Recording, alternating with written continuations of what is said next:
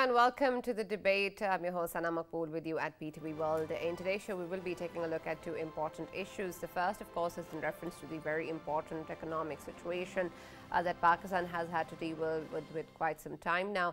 And we know, of course, that a very hopeful visit of the IMF is here in Pakistan at the moment, and discussion is underway regarding the 9th review of the Extended Fund Facility.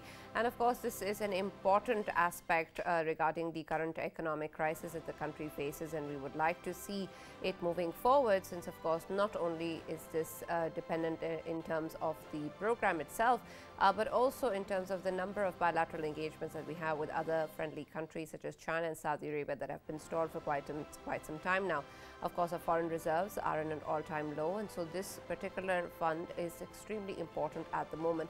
But what is now important in terms of the way forward is how exactly is the government going to be able to balance it out, considering the kind of plans that have been shared with the IMF, and the statement that the Prime Minister Shehbaz Sharif has made today in Peshawar, claiming that the IMF is giving a tough time. Of course, it has been for quite some time now, but there are a number of measures and conditions that the IMF had demanded that Pakistan principally has agreed upon.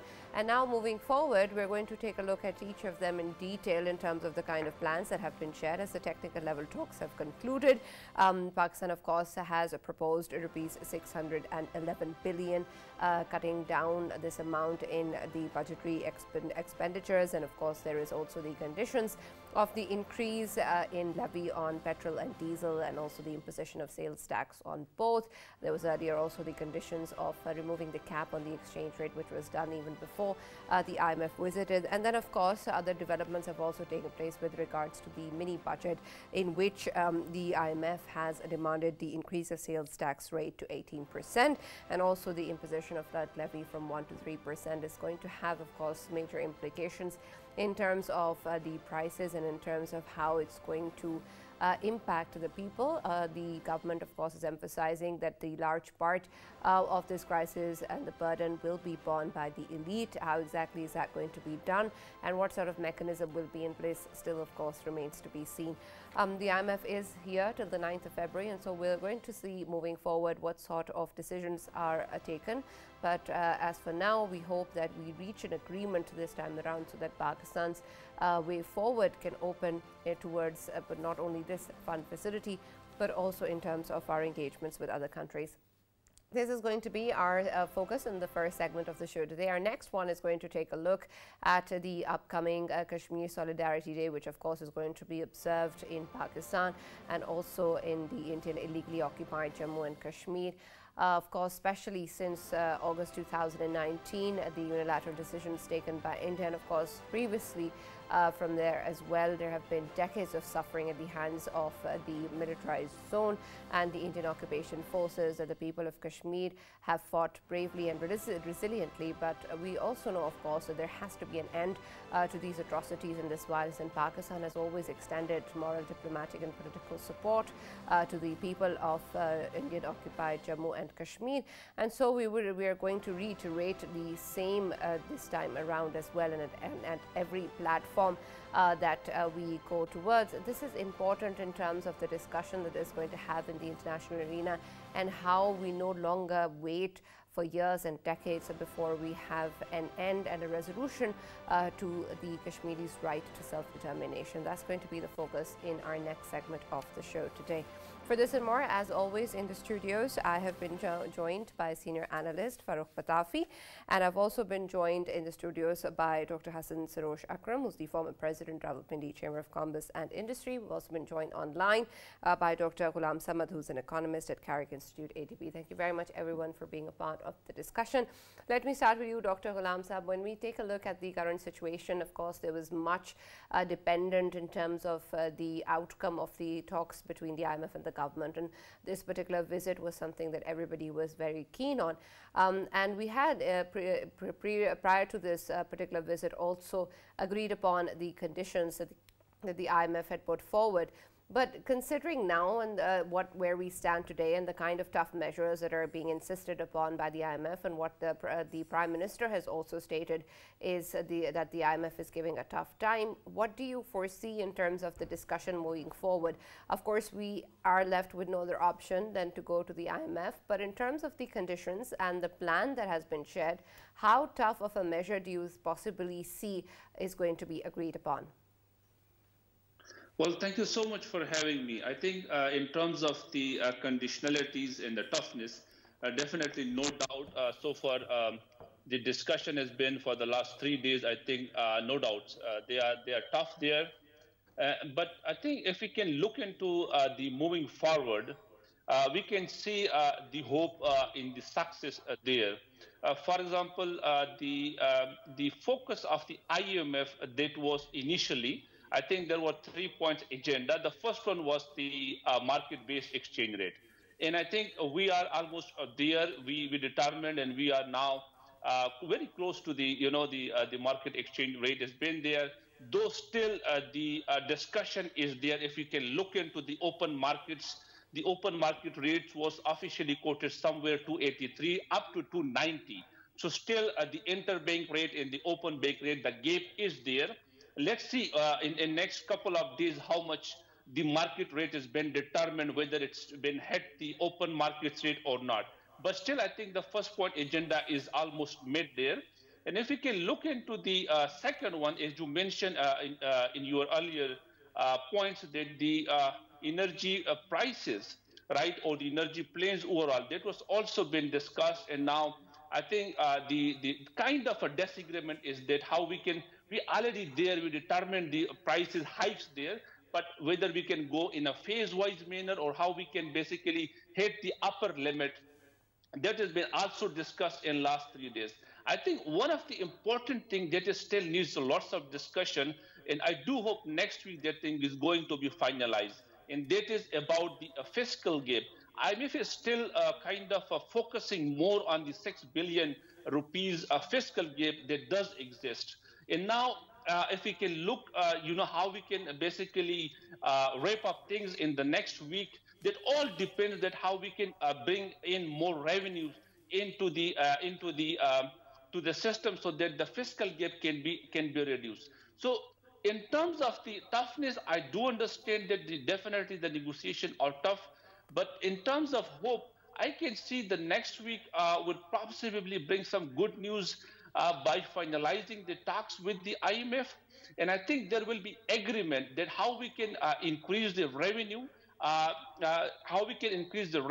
or possibly I can see also some compromises on the expenditure side as well. So I do hope the next week will wrap up things firmly for Pakistan. All right. Dr. Hassan, the important aspects, of course, that have been discussed include all of these conditions as well. But I want to also specifically talk a little bit about the subsidies as well, because we keep on hearing how this is going to be a tough measure taken by the government, and understandably so, as this is something that the government has been trying to avoid for quite some time, that the people don't have to suffer even more. But at the end of the day, the way that we wanted to see things materialize was that there is the larger part of the burden is taken up by the elite, but we're not really clear as to how it's going to be done. If it's in the matter of subsidies, there's also the conditions that the IMF is putting forward in terms of limiting the subsidies, and so that means that there perhaps won't be enough margin to be able to do that.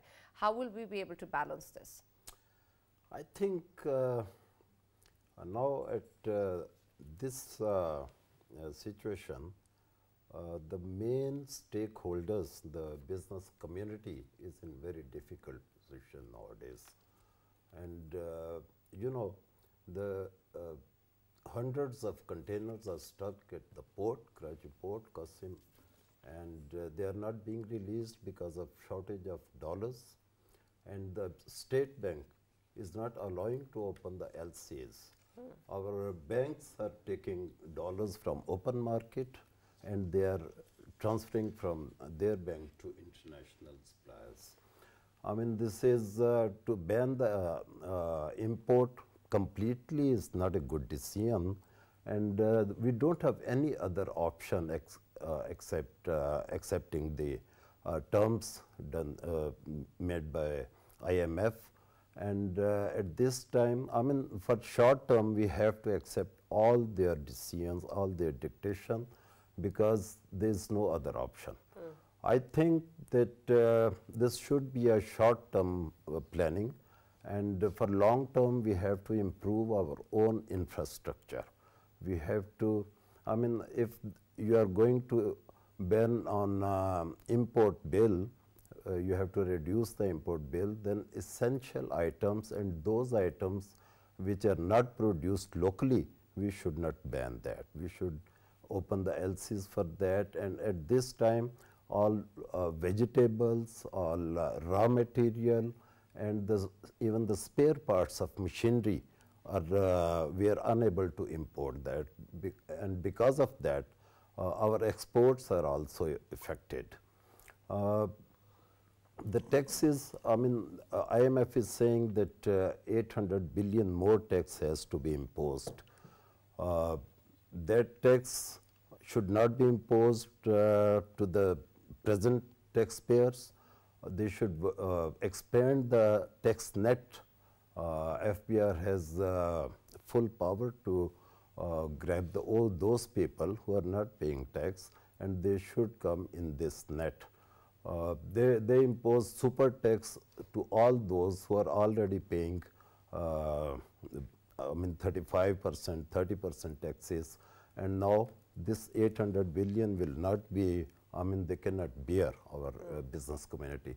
Secondly, I would like to say that when government makes some decision, they should take stakeholders on board, and they should not make any decision overnight, because for that when we sleep the dollar is 130, and when we wake up it's 165 and continuously increasing. We cannot make policies for our own business. We cannot, I mean the things which we have imported at 130 and we have sold it out, and when we clear our LC, we have to clear it at 176 now. So this is, I mean, we are suffering with huge losses. All industrialists, all traders, they are in difficult position. So at this time, we don't have any other option other than accepting IMF terms. Absolutely. And Farooq, when we take a look at this situation, of course, it means that a lot of us, including the business community, as Dr. Hassan was saying, and the general public, has to accept the fact that this is the option that we have and that tough times are ahead. And this is something that you also spoke about in terms of an understanding that exists. But when we take a look at the number of issues that have been discussed and the way that the discussions are currently ongoing and moving forward, there seems to be a lot that the government is trying to understand and perhaps negotiate with the IMF that seems to not hold in terms of the IMF giving into that. And that means that the kind of limitations that are put on us, will there be margin enough for the government to be able to provide any sort of relief or compensation to the public at large? Because at the end of the day, the number of measures that are taken seem to limit that space. Right, Sanam, and that is a million, actually trillion-dollar question right now. The way everything is, of course, since we are so close to the next elections, there is always this fear that the government, whichever the government it is, if it is going to, implement these reforms, and with the dire consequences, there will be some pushback electorally, right? And that's why usually governments are reluctant. But the answer to your question lies in, in one very simple fact or question again, and that is who is going to present the next fiscal policy. Because we know at this moment that this program will conclude no matter what by the end of this fiscal year, right? That is June, July. After that, there's going to be, policy makers can make policy. If this government is there, it will have significantly more fiscal space. Why am I saying this? Because of the pledges, and not only by the friendly countries, but also because our economy is such at this moment because of floods, that there are humongous commitments made regarding further inflows. So things actually look up when you look at June and beyond, but the circumstances at this moment are going to be tough. When you look at the negotiation that is going on, you will keep on hearing these statements about tough conditionalities over next week as well. This week, it was technical negotiations. Next week, it is going to be policy negotiations, right? Policy related negotiations. So, within this time frame, of course, the government has to prepare the minds of the people as well. The ask is not small. So almost 16% increase in petroleum prices, 30% in, LPG prices. These are big asks. But I think that in the past also we kept on hearing from opposition that somehow the sky will fall and people will come out and start protesting. That doesn't seem to be happening. Of course, it is hitting the common man on the street. But luckily, when you talk about these negotiations, from what we have heard, and I'm very skeptical, I wish the Prime Minister would have elaborated what are the demands at this moment, because otherwise it turns out to be some kind of Chinese whispers, because the information that is reaching us is actually leaking from our side. The fund doesn't seem to be talking to the media, right? Because of that, we don't know what exactly is the ask, but we have heard through those Chinese whispers that when it comes to the most vulnerable people, at least IMF is ready to cooperate, and it doesn't ask you to, for that matter, scrap BISP or for that matter, other vulnerable focused projects. So that is good news. But I think that eventually we'll have to, I totally agree with Dr. Akram as well, when he says that we will have to cooperate with IMF at this juncture.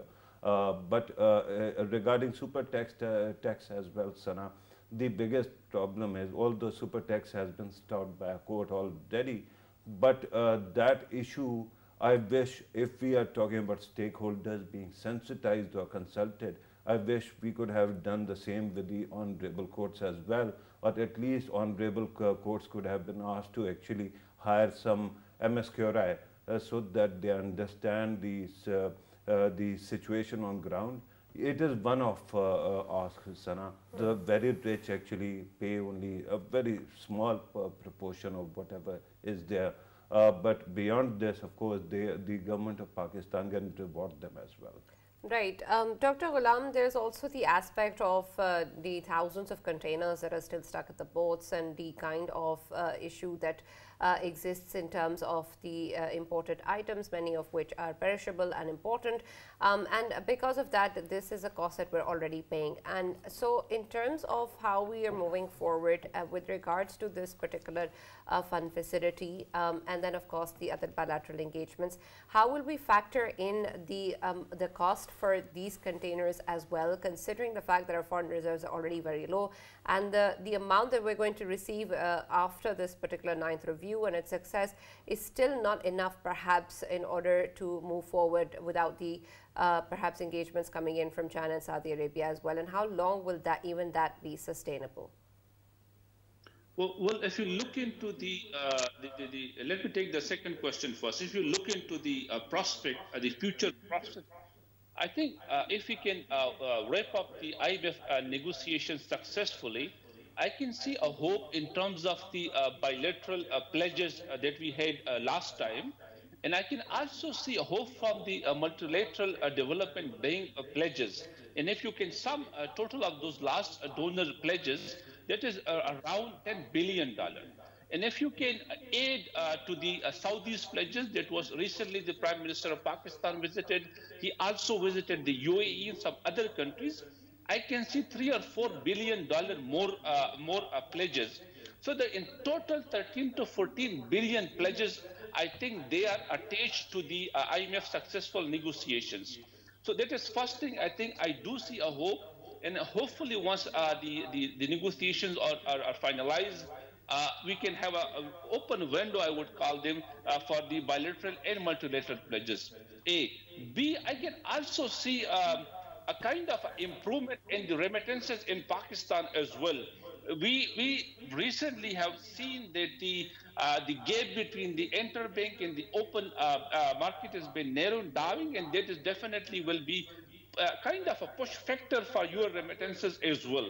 So that is something I can see if we can, in terms of moving forward for the wrapping up of the IMF negotiation. Secondly, let me take your first question. That was about the importance of the blockages that we had at the ports.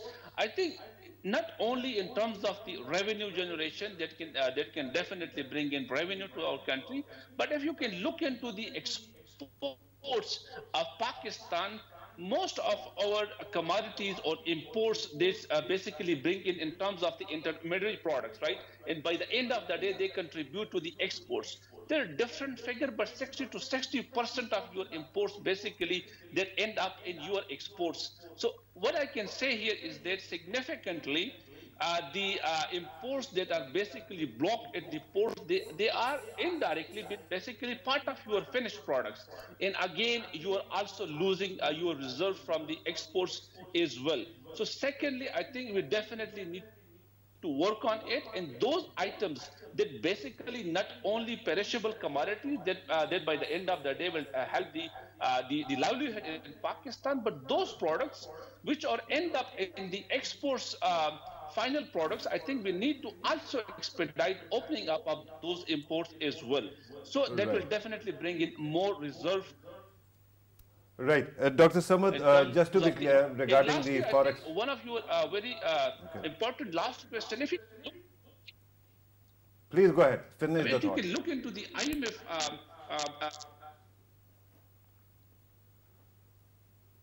$1.1 billion we are expecting this time from the IMF, right?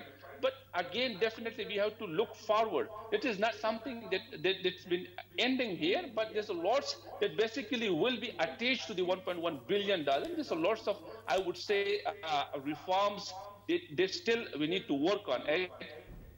Absolutely. Dr. Samad, let me take you back to what you said about forex rates at this moment. Given the fact that the black market is going to come under pressure and it will be abolished because of the free floating exchange rate, you are confident that remittances are going to improve. Am I correct in assuming what you are saying? Yes. Yes, you're right. Dr. Samad. Yeah, right. Okay, right. Dr. Hassan, moving forward, we also know that when we take a look at this particular situation right now, we've unfortunately also, we found ourselves in this situation many times in the past as well. And we have had to go to the IMF, unfortunately, even though there has been a plan, and the plan is shared for us to be able to move forward and be able to come out of this crisis. And even if it's tough, it means that you're paying the price for a better future. But unfortunately, that hasn't. So, and a lot of that, of course, has to do with political instability as well, and the way that the governance setup has been. But when we take this situation at this moment, we also know that the Prime Minister has asked for the all parties conference. Unfortunately, perhaps some political parties have refused to join. And earlier, we were talking about the stakeholders' involvement in the decision making. The Prime Minister, very soon after taking office, talked about a Charter of Economy and said that that is what is needed and this is important. But we haven't had any such policy document in terms of an SOP or a measure that is followed, irrespective of whoever so is in power. Currently, we might be able to have a plan till the end of the fiscal year, but how do we ensure also that afterwards that particular policy or plan is followed? And if that is the case in terms of the kind of issues we face in bringing that about, how will the business community or investors within Pakistan react to the current conditions, since there's a global economic crisis going on as well? Yeah, there is global crisis. I'm just coming back from US day before yesterday, and the inflation is in US is also very high, and even in UK the people are protesting. They are not getting good prices for even food. So we tried very hard, our Rawalpindi Chamber of Commerce, that all parties should sit together and sign a Charter of Economy, and we met all parties, I mean the government parties and the opposition, and they were agreed to sit together, but at the last moment, I don't know what happened, there was a conflict between them and they could not sit. This is the time when the whole nation should come together and they should sit together to sign a Charter of Economy, all the parties, because the street people, they are not getting any benefit from these circumstances which we are facing now. All the industrialists, they are in very difficult position, they are very going through tough situation. I mean, we have invested billions of rupees in getting machinery and industry, and even small parts we cannot import nowadays, and for that reason all machinery is stuck down. I mean, we cannot run that machinery. How can we can increase the exports in these circumstances, you know, when cost of production is very high and the import is totally banned on all items. So business community wants that they should be part of these decisions which government make, and the stakeholders should get in touch before, and all decisions should be implemented gradually, not at once. Because you know, when the dollar was controlled artificially at 126 or 127, there was huge gap between interbank rate and open market. There was about 25 to 30 rupees, and the banks have to buy the dollars from open market to clear the LCs. State Bank was not releasing dollars. So in this condition, I think if we get IMF agreement, that will be very helpful, and at least for short term, we will be breathing some, I mean, we will have easy breathe. All right. And that, of course, is the hope, but we also hope that there is more in terms of the way forward in a long term as well, since we have to, of course, sustain this particular issue too. Farouk, we talked a lot about this particular issue and the fact that there is a need for a lot of the decision makers to come together and talk about important decisions. But there are a lot of shoulds involved in that, and whether or not that happens still, of course, remains to be seen. But at the moment, in terms of where we stand today and the kind of economic crisis that there is, and the issue of terrorism that the country is facing, and the upcoming elections in large parts of the country, and then, of course, the devastating impact of the floods is also there. And you were earlier mentioning how the IMF is taking into account the fact that the people who are poor, perhaps impacted largely by this, are also somehow given some sort of compensation. But will all of this be able to be factored in terms of where we stand, and how are we responding to perhaps issues regarding climate change, or conducting elections within the country, or having operations conducted to curtail terrorism? Will that be done within this fiscal year as well? Right, and that is why, Sana, I brought up the issue of next budget speech. Because of that, fiscal policy, we will know where we stand. Because at this moment, it is corner-cutting time, it is fiscal belt-tightening time. While the government of Pakistan can dedicate a lot of resources to the common man on the street, particularly the most vulnerable people, it still will be an exercise in deduction of whatever monies you have got. You'll have limited capacity to deliver on what you can promise and what you expect to actually trickle in. But having said that, regarding PTI's stance on APC, let me just clarify one thing. I think they have boycotted the Apex Committee meeting in Peshawar, and that was you could see that that is going to happen, because when do you boycott, Sana? When it is not because you are trying to find common ground. When you have a policy, but it is at loggerheads with the policy of the government or the state. So it is very clear that PTI has soft corner for certain elements, and it doesn't want to help the government of Pakistan or state of Pakistan, right? But when it comes to the APC, they have actually made it kind of conditional with what they call end of persecution of its supporters, right? And I think that there is a very simple reason. They want to, because they are so focused on optics at this moment, they want to, in any negotiation, they want to actually come out on the top, and they want to be the victors, seen victors, as getting some kind of concessions from the system. But having said that, there is still a possibility that PTI will come to the table and it will negotiate. My understanding is that in APC, it will be more interested in talking about economics, not terrorism, because we are in the current pickle because of PTI itself. Regarding the structural reforms that we are being asked to do, usually it has been happening, and Pakistan is an elitist economy, right? It serves the elite, it doesn't serve the common man on the street, and it has been going on for quite some time.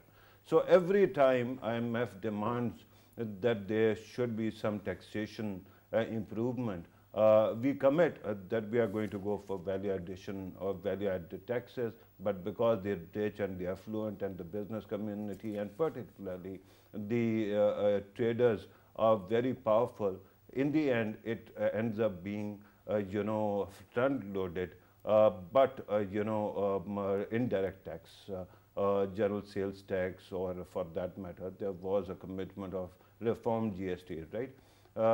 This kind of commitments, we make one commitment, and in the end, it is you and I who has to pay, because sales tax, is applied on anything that you buy from the shop. And because of that, as a common man, you are the most vulnerable people. I think that at this moment, what is happening in the country, the kind of economic conditions we are in, the kind of systemic pressures we face, eventually we'll have to learn from our mistakes and start expanding on the tax space, particularly when you talk about the very rich. There are clear exemptions, Sana. On property sector, perhaps the only booming trade in this country is property sector, and there you know the reasons why exemptions and subsidies after subsidies are given. Similarly, cartelization and profiteering, wherever it takes place, the government in the end ends up compromising. And I'm not talking about this government, I'm talking about successive governments. But this is a wake-up call, Sana. If there are two possibilities. A, we start reforming and start taxing the fat cats and the very important holy cows actually, or then we actually go into oblivion. I think that we have learned the lesson and we are going to improve.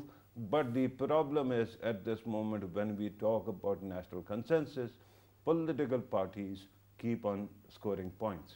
They don't seem to come together, and because they don't, it is in the end going to harm them rather than the state of Pakistan. Right. Dr. Ghulam Samad, when we talk about particularly the issue of tax, there's also what we have been hearing for quite some time, the need for tax reforms and better tax collection, and these are also terms that we keep hearing about in previous governments as well, and even now. But at the end of the day, when we see the situation at the moment, it seems that there is a talk of this, but there is not much done in terms of being able to increase this fundamentally. Even now, there seems to be reports coming in, and the IMF has had conditions regarding the government officials of grade 17 and above to declare all of their assets. But in my understanding, everyone was supposed to declare their assets and be part of the whole tax filing system, and unfortunately we haven't really seen that happening. How exactly will this help and contribute towards the overall reform of the tax collection system, and how can the FBR ensure that this actually does happen? Dr. Samad, you'll have to unmute yourself. Yes. Yeah. Go ahead. No, we can hear you, Right. Dr. Go Samad. ahead. Go ahead. Right. If you can look into the tax reform historically, unfortunately, the Pakistan tax to GDP ratio is somewhere, if you can look into the average, around 10%, right?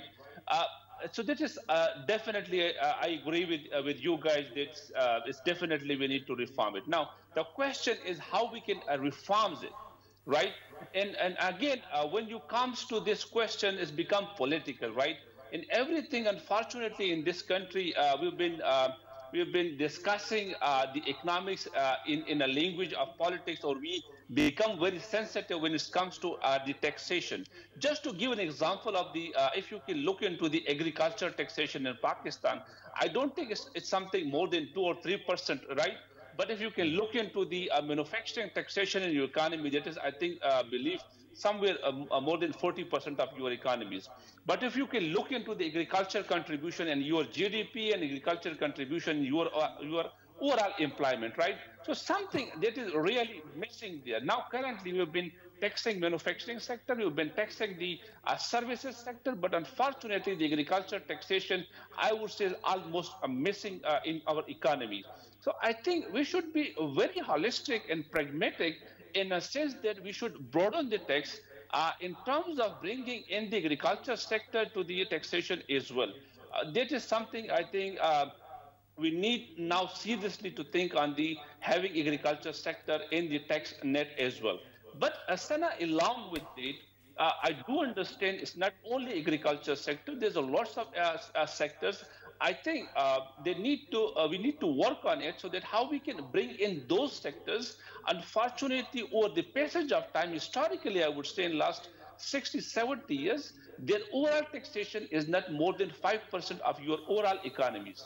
So we need really to think on that, how we can broaden the tax net there. I'm not saying we should impose extra burden on the livelihood of the people of Pakistan, but there's a lots of other ways. To give an example, if you can look into the FBR tax gap recently reports, there's a lots of way we can improve it. I think the only issue is the enforcement. And if you can look into the Islamabad, I think we call them POS, the point on sales. I think really, except Centaurus, really you can see where you can basically punch your debit or your credit card, right? So this is, I think, again, an unfortunate enforcement, I would say, loophole that does exist in overall economies, right? So this is something I think it's not only that once we say the tax reform, it doesn't mean that you can go and impose extra taxation. But there's a lots of other ways where you can improve the tax net, right? And I just give you this one example in Islamabad. Okay. If you can just start off from the Islamabad and slowly expand it to the rest of the cities in Pakistan, I think usually you can bring in lots of other, I would say, sectors into the tax net. So I agree with you. That is something. All right. Thank you very much, Dr. Ghulam Samad. Thank you very much for being a part of the discussion as well. Dr. Hassan, the issue with regards to the current crisis also talks a little bit about conservation, and there have been a lot of measures regarding energy conservation or perhaps other austerity measures that the government has also emphasized upon. But in terms of how strapped we are at the moment as well, and how much the business community has had to deal with it, and even, of course, the larger public, how much of a contribution can be made towards the current crisis through energy conservation, and what impact does it have on businesses, and whether or not it's fruitful in terms of contributing to the crisis? Yeah, I think business community is ready for to face this energy crisis and the things which are being implemented by government. Business community is ready to cooperate with government, and the only thing is that increasing the interest rate of banks without consultation with stakeholders, increasing the GST without our consultation, these things, I already said that business community should be taken into confidence and on board before deciding all these things. Business community loves Pakistan, they are patriots, and they want to, boost this economy, and they want to help the government, provided if they are taken into confidence. Right. And the cost of doing business is so high that the exports are suffered. And Farooq Sahab has told about property sector. I think property sector is also in crisis, and it is slowed down because the foreign remittances were coming in Pakistan are transferred here, and were invested into property. They cannot run the industry by sitting in UK or by sitting in USA. They were investing in property. So, by imposing deemed rental property and other taxes on property, they have stopped sending money, dollars in Pakistan. You know, in last 4 or 5 months, the remittances are reduced. Right. So, I mean, government should take these things seriously and decide about the welfare of business community. Right. Thank you very much, Dr. Hassan, for being a part of the conversation as well and talking to us at length about the economic condition. But very quickly, you wanted to add something about agriculture. Four things now, because two of our worthy guests we only have a minute. Yeah, I do have a minute, I understand. I promise that much. But I don't doubt anybody's patriotism. I've never challenged that. But in this country or anywhere in the world, nobody wants to throw away an advantage. And the rich in this country have a lot of advantages and they don't want to compromise. Regarding, remittances and our property sector, here's the thing. Remittances have not stopped. They are coming, but they are not, what we are talking about is decline in documented remittances. So monies are coming and they are being invested in property sector. And since we talk about taxing the agriculture sector, just look at how quickly we have decimated our agriculture side because we are building more housing authorities and we are killing trees just to do that. And because of that, circumstances have very quickly changed. We have to import our food, a lot of things. Regarding taxing the agricultural sector, Sana, again, there is a very simple fact. You don't even have proper documentation. We still are depending on Patwari's Pata and the paper trails. So you'll have to document, computerize more, and then you'll be able to tax it and assure that they get the kind of concessions as well. The agriculture sector gets all over the world. But property sector still is highly subsidized. And this is what frightens me, that we are replacing our arable land with what? With concrete, desolate places. Right. Just to ensure that the rich get richer. Right, and we hope that there can be serious fundamental changes regarding all of that has been discussed today, and we move forward to better conditions and a success with the talks at the IMF as well. Our next segment focuses on the issue of Kashmir. Of course, the atrocities in Kashmir are something that we've been hearing for decades now. Unfortunately, the people of the Indian illegally occupied Jammu and Kashmir have been suffering generationally at the hands of the Indian occupation forces, and this is of course a huge crisis that Pakistan has always extended support for. But right now, Farooq, of course, as the upcoming Kashmir Solidarity Day is just around the corner, this of course gives an opportunity to raise the voice once again, to bring the international community's attention once again on Kashmir. But unfortunately, it seems that even though this is something that we keep on reiterating, is talked about a lot and is emphasized on every platform, there still isn't a consequence. We are in 2023. We had the unilateral decisions in 2019, and it seemed something that was unthinkable and could not possibly happen, but it is, and it has sustained so far.